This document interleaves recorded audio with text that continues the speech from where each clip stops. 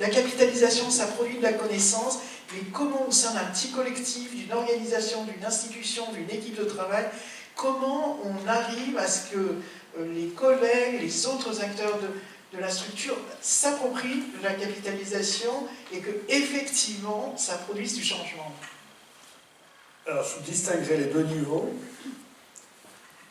des participants eux-mêmes. Quand c'est à l'intérieur d'une communauté apprenante,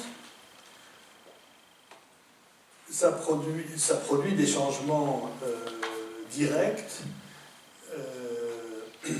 dans la pratique parce qu'on a mieux compris quels étaient les points de vue. La question qui se trouve posée quand il y a ces processus de ce type, c'est déjà les interlocuteurs, la capacité des interlocuteurs à se transformer. Je vais prendre une illustration. J'ai conduit, c'était il y a longtemps, maintenant en 1994, justement, sous le chapeau évaluation de politique publique, l'évaluation de la réhabilitation des quartiers HLM en France. Et ils avaient mis en place, justement, un groupe multi-acteurs dans un certain nombre de villes qui avaient suivi cette démarche réflexive sur l'action, de production de fiches d'expérience, et ça avait été extrêmement riche. À quoi on s'est heurté, un peu comme ça m'est arrivé au niveau de l'Europe, c'est l'incapacité de l'appareil étatique à absorber cette transformation. On a construit une prise de parole collective, mais pour résumer en un mot, la conclusion était que la réussite d'une opération de réhabilitation, elle dépendait fondamentalement du processus par lequel on avait élaboré le projet. La réponse des préfets, c'est de dire, écoutez, moi je suis jugé au décaissement, c'est exactement la même chose qu'au niveau européen, je suis jugé au décaissement, et moi mon critère c'est les projets prêts. Et les projets prêts, c'est les projets ficelés sans concertation. Et donc là, il y a le choc entre les conclusions de la capitalisation et puis la capacité des interlocuteurs. Et donc là, c'est un processus assez long, il faut pouvoir faire honte. Parce que souvent, si vous voulez, les organisations, soit détentrices du fric, soit détentrices du pouvoir, se voient du côté de la modernité, évidemment. Et il faut leur montrer à quel point c'est ringard. Ça, c'est un travail qui est relativement long et compliqué, parce qu'ils sont du côté de la bonne conscience aussi, de la rationalité, voilà. Donc, au niveau des acteurs eux-mêmes, je crois que quand, dans un processus comme ça, ils n'ont aucun mal à s'approprier, les deux obstacles, c'est d'une part, leurs interlocuteurs, sont-ils capables de bouger, et d'autre part, comment on transmet plus largement. Et donc, je terminerai par ce deuxième point. Pour transmettre plus largement, effectivement, il faut disposer d'un site ressource. C'est là, avec toutes les fiches de cas, etc. C'est la base, c'est pas suffisant. Il faut tirer de ça des cours, des conférences à distance, c'est ce qu'on a commencé à développer, ça marche bien.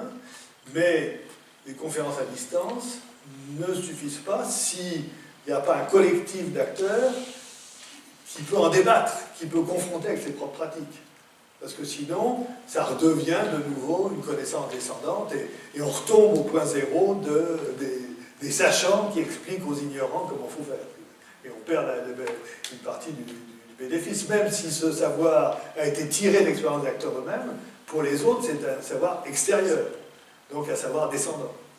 Et donc tout l'enjeu, et justement pour boucler le cycle, est que il semble bien que tout ça est tiré de gens comme eux, qui étaient dans l'action comme eux, qui ont construit une pensée ensemble, et qui nécessairement consonnent avec leurs propres pratiques, mais il faut le vivre collectivement.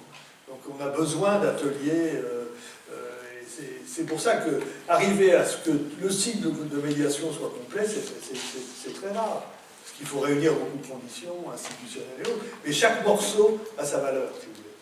Hein? Simplement, c'est toujours important d'avoir en tête que, ah oui, si on veut contribuer au-delà de sa propre action à une transformation plus large, c'est l'enjeu de notre société aujourd'hui, la mutation systémique.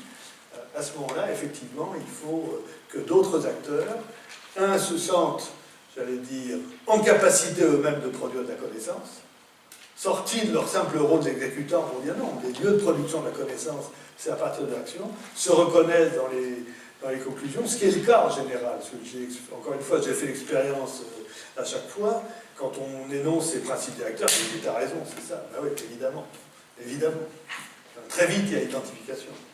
Seulement, ça ne suffit pas si c'est pas confronté après à dire, oui, d'accord, mais dans ma pratique, comment faudrait que j'utilise ça pour faire évoluer les gens que j'ai en face de moi? Les acteurs, ils ne sont jamais tout seuls, ils sont dans un contexte, ils sont confrontés à un cadre légal, ils sont confrontés à un cadre réglementaire, ils sont confrontés à des autorités politiques. Mais cette construction de prise de parole en commun est fondamentale, si vous voulez. Ça fait partie de la légitimité. Ça fait partie de l'intérêt de la capitalisation. Absolument. On construit du savoir légitime, et au double sens de légitime, il est légitime parce qu'il est enraciné, et il est légitime parce qu'il est articulé, il peut être entendu par les autres. Alors que la révolte des acteurs, elle n'est jamais entendue. C'est toujours pris par-dessus la jambe. Quand les acteurs ont montré leur capacité, mais j'ai une anecdote pour terminer que je trouve très jolie, qui remonte effectivement à 25 ans. On avait accompagné un processus au Pérou de revalorisation des savoirs paysans andins. Et une étape était qu'effectivement, avec l'accompagnement de l'intellectuel, enfin, mais de preneurs de notes, un peu dans l'optique que je vous ai raconté de comment on construit une fiche de code, des gens qui avaient raconté leur savoir. Et un jour, un paysan andin, avec ce que ça veut dire dans ces pays, est arrêté par un policier qui le rudoie un peu, etc. Et le gars sort sa fiche et dit « Mais je suis un auteur, monsieur. » Et je dis « Oh, excusez-moi. » Je trouve cette anecdote est très touchante. Elle montre le changement de statut de l'acteur dès lors qu'il se situe dans le champ prestigieux de la construction de savoir. Donc, la question de comment subitement notre connaissance est légitimée aux yeux des autres, c'est pas du tout secondaire. Pas du tout secondaire le processus. A fortiori, si vous voulez, dans tous les pays, mais qui sont totalement dominés par des vulgarisateurs, des gens qui le savoir vient d'ailleurs, et puis on le déverse, et puis il y a la résistance au changement. Enfin, il y a toute une construction mentale sur... il y a la modernité, mais il y a la résistance au changement, enfin, qu'on retrouve dans l'action publique, si vous voulez. Au lieu de... Moi, j'ai beaucoup travaillé sur l'évolution de l'action publique, mais on dirait la même chose sur les paysans. C'est tant qu'on ne fait pas confiance à la capacité réflexive des acteurs eux-mêmes, on les traite de manière paternaliste, avec... il faut faire descendre sur eux une rationalité qui vient d'ailleurs. Et c'est un jeu totalement... stérilisant pour le changement social.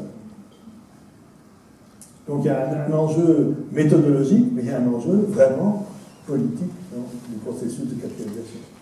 Construire du savoir légitime, légitime pour soi et légitime aux yeux des